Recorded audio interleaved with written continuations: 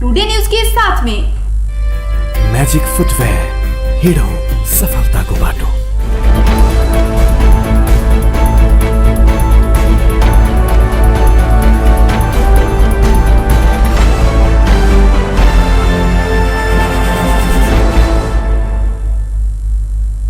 नमस्कार, टुडे न्यूजमा यहाँहरूलाई स्वागत छ। म आशा अधिकारी। न्यूज सुरु गरौँ। विश्व रेबिज विरुद्धको खोप दिवस। घरपालुवा कुकुरलाई रेबिज विरुद्धको खोप लगाउन आग्रह सम्बन्धी प्रसङ्गबाट। आज विश्व रेबिज विरुद्धको दिवस। रेबिज अन्त्यको लागि सहकार्य र खोप भन्ने नाराका साथ नेपालमा पनि मनाइँदैछ। रेबिज उन्मूलन गर्न खोप र जनचेतना नै महत्त्वपूर्ण रहेको एपिडेमियोलोजी तथा रोग नियन्त्रण महाशाखाले जनाएको छ। रेबिज रोगबाट बस्ने उपायबारे सचेतना फैलाउने उद्देश्यले दिवस मनाउने गरिन्छ। रेबिज सङ्क्रमित जनावरले टोक्दा प्वालबाट मानिसको शरीरभित्र भाइरस प्रवेश गर्न गर्छ। ज्वरो आउने, घाउ भएको ठाउँमा दुख्ने, झमझमाउने, घोचे पोले जस्तो हुने, भाइरस मस्तिष्कसम्म पुगेपछि मस्तिष्क तथा स्नायुहरू सुन्निने, पानीदेखि डराउने लगायतका लक्षण देखिन्छ। घरपालुवा कुकुरलाई रेबिज विरुद्धको खोप लगाउन कुकुर लगायतका जनावरले टोकेमा साबुन पानीले धुन र स्वास्थ्य संस्थामा सम्पर्क गरी रेबिज विरुद्धको खोप लगाउन पनि महाशाखाले अनुरोध गरेको छ। रेबिज विरुद्धको खोप निःशुल्क पाइन्छ। रेबिज विरुद्धको खोप विकास गरेका फ्रान्सेली रसायनिक शास्त्री तथा माइक्रोबायोलोजिस्ट लुइस पास्टरको निधन भएको दिनको सम्झना हरेक वर्ष सेप्टेम्बर 28 मा यो दिवस मनाउने गरिन्छ। रेबिजका कारण विश्वमा वर्षेनी झन्डै 60,000 मानिसको ज्यान जाने गरेको विश्व स्वास्थ्य सङ्गठन WHO ले जनाएको छ। रेबिजका कारण ज्यान गुमाउनेमा आधारित भन्दा बढी बालबालिका छन्। विश्वमा हुने रेबिजको समस्या मध्ये 95% एसिया र अफ्रिकामा हुने गरेको छ। त्रिभुवन विश्वविद्यालयले विद्यार्थीलाई घर पायक क्याम्पसबाट परीक्षा दिने तयारी गरेको छ। सरकारले सक्रिय सङ्क्रमितको सङ्ख्या 25,000 माथि पुगे पुनः लकडाउन गर्न सक्ने जनाएपछि त्रिभुवन विश्वविद्यालयले भौतिक रूपमा उपस्थिति हुन नसकेका विद्यार्थीलाई घर पायक क्याम्पसबाट परीक्षा दिन सक्ने व्यवस्था सहितको तयारी थालेको हो। त्रिभुवन विश्वविद्यालयका रजिस्ट्रार डाक्टर फैसल दाहालले सरकारले पुनः लकडाउन गरे घर पायकको क्याम्पसमा भए पनि परीक्षा दिने व्यवस्था गर्न गराएको जानकारी दिनुभयो। त्रिभुवन विश्वविद्यालयको परीक्षा सञ्चालक समितिको बैठकले मन्सिरमा परीक्षा गर्न गरी सबै तयारी गर्न डिन कार्यालयबाट निर्देशन दिएको थियो। डिन कार्यालयले सबै क्याम्पसलाई परीक्षाको तयारी थाल्न निर्देशन दिइसकेको छ। डिन कार्यालयले सबै क्याम्पसका विद्यार्थीको अवस्थाबारे जानकारी लिइसकेको छ। कुन विद्यार्थी कहाँ छन्, लकडाउन खुलेसँगै राजधानी वा क्याम्पससँग सम्पर्क गरेका छन् कि छैन लगायतका विषयमा समेत अध्ययन भइसकेको रजिस्ट्रार दाहालले जानकारी दिनुभयो। दशैं अघि अर्थात् विपणन आएपछि मोडलको बारेमा जानकारी दिने उहाँले बताउनुभयो। पनिकाले अनलाइन वा अन्य विश्वविद्यालयकै जस्तै निश्चित समय दिएर ओपन बुक मोडलमा परीक्षा लिने तयारी समेत गरेको छ। यो मोडलमा परीक्षा हुनु केही मिनेट अघि क्याम्पसले इमेलबाट प्रश्नपत्र पठाउने र विद्यार्थीले तोकेको अवधिमा फोटो खिचेर वा स्क्यानिङ गरी उत्तर पुस्तिका पठाउनु पर्ने हुन्छ। परीक्षाका प्रमुख समेत रहनु भएका रजिस्ट्रार दाहालले पहिलो चरणमा स्थानोक्त तहका करिब 25,000 विद्यार्थीको परीक्षा लिने विषयमा छलफल भइरहेको उल्लेख गर्नुभयो। उहाँले प्राइभेट MPA र राजनीतिक शास्त्रका अन्तिम वर्षका विद्यार्थीको सङ्ख्या अधिक भएकाले पहिलो चरणमा सो तहको परीक्षा लिनुपर्ने बताउनुभयो। तर परीक्षा वैकल्पिक विधि अपनाउन नसक्दा भदौदेखि सञ्चालन गरिने भनेको परीक्षा अझै अनिश्चित कायमै छ। भारतसँग जोडिएका सीमा क्षेत्रको सुरक्षाका लागि चितवनमा थप 2 बोर्डर आउट पोस्ट BOP स्थापना गरिएको छ।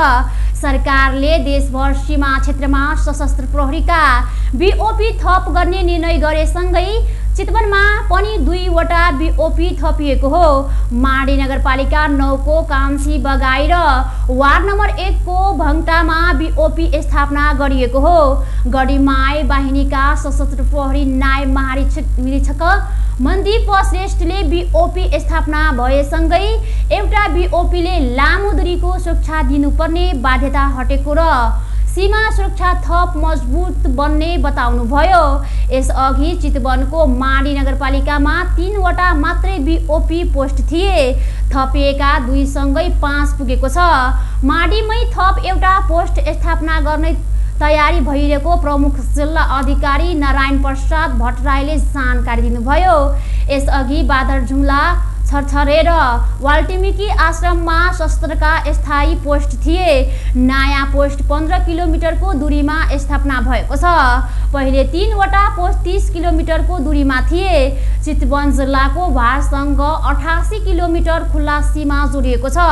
माडीमा भारतसँगको सिमाना जोडिएको धेरै क्षेत्र निकुञ्ज पर्छ।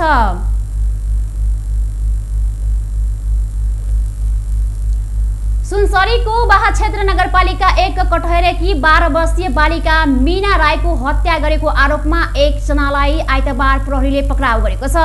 पक्राउ पर्नेमा छिमेकी 16 वर्षीय किशोर रहेको जिल्ला प्रहरी कार्यालय सुनसरीका प्रहरी नायब उपरीक्षक नरेन्द्र कार्कीले बताए। चटपटे किनबेचको विषयमा वाद विवाद हुँदा ती किशोरीले शनिबार राति बालिकाको घरमा कोही नभएको बेला बोतलले प्रहार गरेर हत्या गरेको प्रहरीले जनाएको छ। शनिबार बालिकाको अभिभावक छोरीलाई घरमै राखेर छिमेकीको घरमा धामी बसेको हेर्न गएका बेला चटपटे किन्न आएका किशोरसँग विवाद भएको थियो। त्यसपछि ती किशोरले बोतलले प्रहार गर्नुका साथै घाँटी कसेर हत्या गरेको अनुसन्धानबाट खुलेको सुनसरीका प्रहरी नायब उपरीक्षक कार्कीले बताए। घटनाको विषयमा थप अनुसन्धान भइरहेको प्रहरीले जनाएको छ। टुडे न्युजमा एकैछिन व्यावसायिक विश्राम।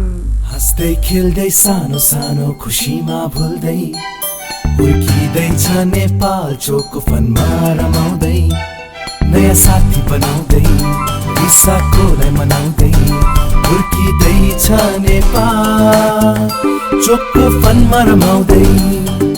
नेपालको सर्वाधिक लोकप्रिय चोकलेटी wafer choco fun. Choco choco choco choco choco fun. यस डायरीमा मेरा सबै मिठा यादहरू छन्। मेरो हातमा यही फेभरेट ब्याट थियो जब मैले पहिलो पटक इन्टरनेसनल सेन्चुरी बनाए। यही बलले मैले फर्स्ट टाइम 5 विकेट्स लिएको थिएँ। ओडिआई स्टेटस पाउँदाको त्यो क्षण अनि मेरो पहिलो man of the match award पनि। मैले हासिल गरेको अचिभमेन्ट्समा मेरो मेहनत, सङ्घर्ष अनि मलाई साथ दिने मेरा फेभरेट चिजहरू छन्। सफलताको बाटो हिँड्ने ती सबैलाई म्याजिकको सल्युट। म्याजिक फुटवेयर, हिँडौँ सफलताको बाटो। ए त्यो रातो वाला हैन, हरियो वाला, हरियो वाला। ए सानो वाला हैन के, ठुलो वाला गाडीमा ठुलो वाला। नमस्कार साउजी। नमस्कार। बसौँ न बसौँ। अनि उहाँ चाहिँ मास्टर वाला कि इन्जिनियर वाला? यो कान्छो इन्जिनियर। ए कान्छो इन्जिनियर वाला। अनि किन आउनुभयो होला? सिमेन्ट चाहियो त्यही भएर आइयो। ए ए ए कुन सिमेन्ट? राष्ट्रिय वाला कि अन्तर्राष्ट्रिय वाला? अखण्ड वाला कि मेरुदण्ड वाला? शक्ति वाला कि भक्ति वाला? जुनी वाला कि मनी वाला? ए साउजी, नेपाल गुणस्तर प्रथम अवार्डबाट पुरस्कृत असली ओपिसी सिमेन्ट। ए ए नो कम्प्रोमाइज वाला शिवम सिमेन्ट। ठीक रोज्नु भयो। नेपाल गुणस्तर प्रथम अवार्डबाट पुरस्कृत असली ओपिसी सिमेन्ट शिवम सिमेन्ट। क्वालिटीको मामलामा नो कम्प्रोमाइज। के पिउँ कि कुन चाहिँ वाला? जीवनको हरेक मोडमा छ टिभीएस स्ट्राइकरले दिन्छ सुपर कम्फर्टको आवाज। सुपर भन्दा एक्स्ट्रा सुपर। टिभीएस स्ट्राइकरले दिन्छ 65 किलोमिटर भन्दा बढी सुपर माइलेज। हरेक दिन यात्रा गर्छु म भरोसा लिएर टिभीएस स्ट्राइकरको सुपर स्टाइलले सारा संसारको आँखा हुन्छ म माथि नै। टिभीएस स्ट्राइकर 125cc सुपर भन्दा एक्स्ट्रा सुपर। कोका कोला आज दिउँसो झप झप हुँदा केटीहरूले दामी सेल्फी खिचेछन्, त्यो मिस भयो। मन पर्ने सिनियर बोल्न आएको थियो, त्यो पनि मिस भयो।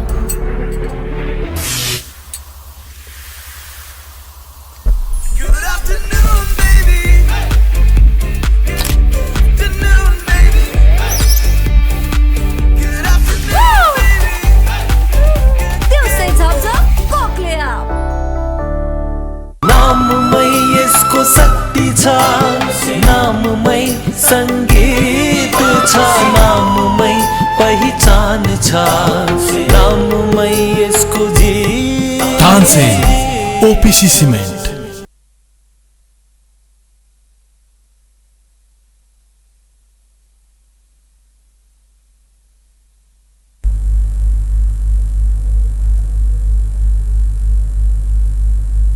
विश्रामपछि स्वागत छ। अब बाँकी प्रसङ्ग। 34 वर्ष अघि अपराध गरी फरार भएका एक अभियुक्तिलाई प्रहरीले पक्राउ गरेको छ।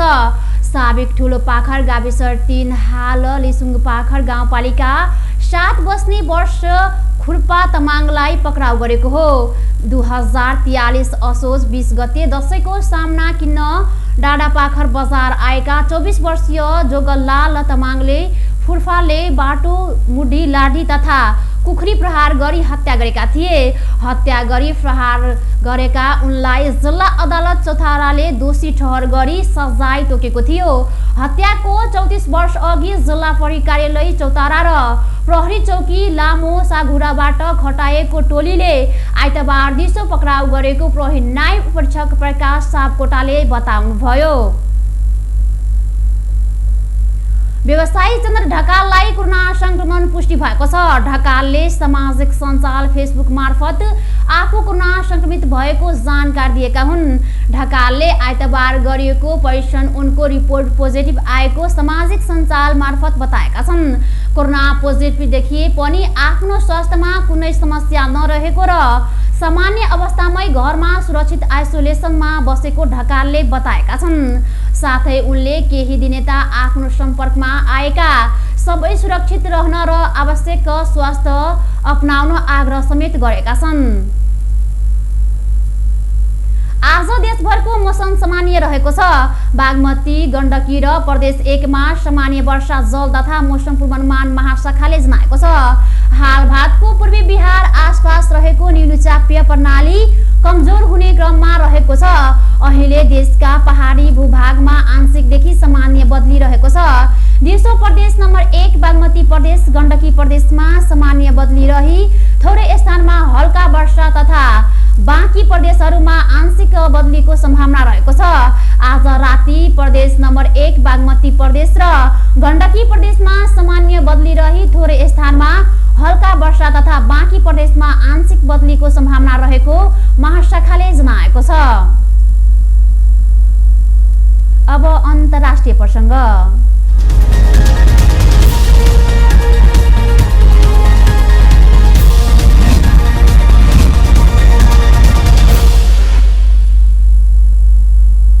भारतमा कोरोना भाइरसबाट संक्रमित हुने व्यक्तिको संख्या 60,73,348 पुगेको छ। भारतमा पछिल्लो 24 घण्टामा 82,700 जना संक्रमित थपिएका विवरणहरू सार्वजनिक भएका छन्। साथै पछिल्लो 24 घण्टामा 1040 जनाको कोरोना संक्रमणबाट मृत्यु भएको छ। भारतमा यो सँगै कुल मृत्यु हुनेको संख्या 95,500 पुगेको छ। पछिल्लो अपडेट अनुसार 9,64,407 जनामा सक्रिय कोरोनाको अवस्था छ भने 50,13,367 जना निको भएका छन्। हवस् त यसका साथै टुडे न्युज अहिलेको लागि सकियो। हाम्रो अर्को बुलेटिन लिएर पुनः उपस्थित हुने नै छौँ। हेर्दै गर्नु टिभी टुडे। नमस्कार।